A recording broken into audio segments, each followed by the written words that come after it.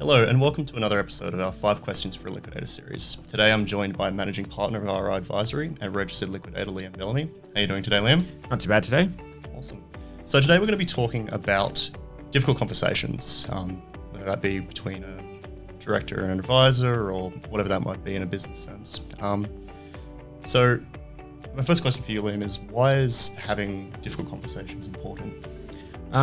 Generally in business, either like as your role as an advisor or you as a business yourself, you are bound to come across circumstances where you need to have these difficult conversations.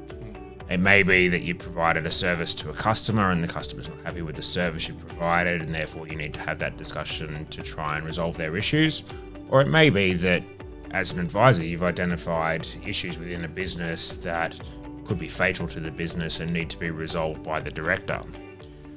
Therefore, by having those difficult conversations, you're able to help with the issues as they arise, and it enables you to set the business up for success, or just to really assist in formulating the best outcome from dealing with that situation. So from your perspective as a liquidator, what are some examples of difficult conversations that advisors might have to have? Well, as a liquidator, we generally have quite difficult conversations around the need for companies to be placed in liquidation or undertake some kind of restructuring.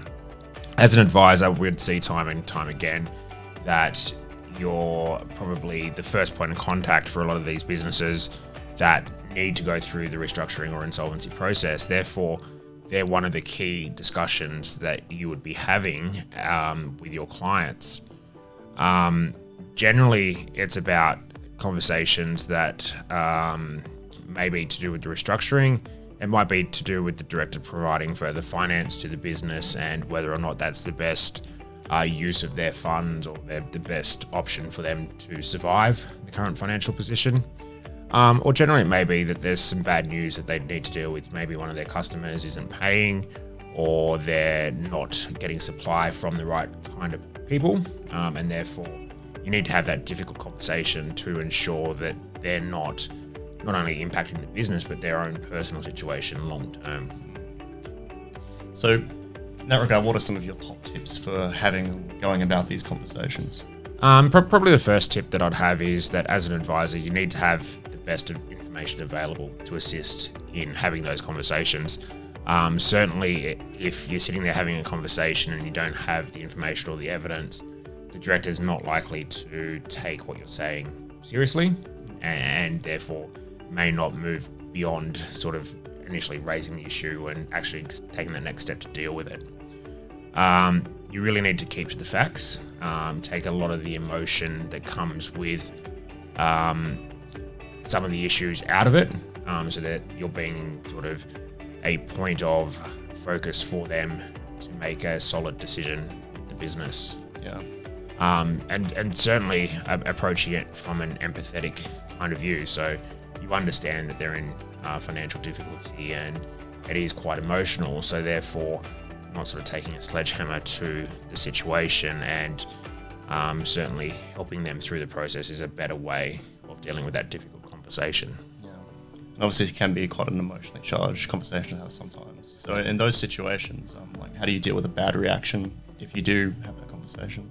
Yeah, look, we've definitely had conversations where people haven't been opened to what we're sort of talking about. They've been quite emotional, lots of tears and that kind of stuff. So it's about taking time to deal with the clients, and it may be that you need to have the conversation 2 or 3 times just to allow them to process the topics that you're talking about. Most importantly, it's don't take their reaction personally. It's quite easily to get upset yourself and sort of go, oh, this hasn't worked and therefore I'm not going to continue to push it. But by not taking it personally and being rational in the process, it's more what your client needs in that process and getting to a better outcome from that. Yeah, definitely. And just wanted to ask as well, are there any sort of strategies you recommend for following up on those conversations, or could you describe the importance of following up on those conversations? Yeah, so look, you've had that initial discussion over the business being in a poor sort of financial position. you've advised them of the best steps, you've given them the information and the tools that you think that they need, it's definitely important to follow up for a number of reasons. One, to make sure that they actually put into process what you've talked about and they are actively taking those steps rather than burying their head in the sand. It also shows to the client that you've still got a level of care about them and you're wanting the best outcome.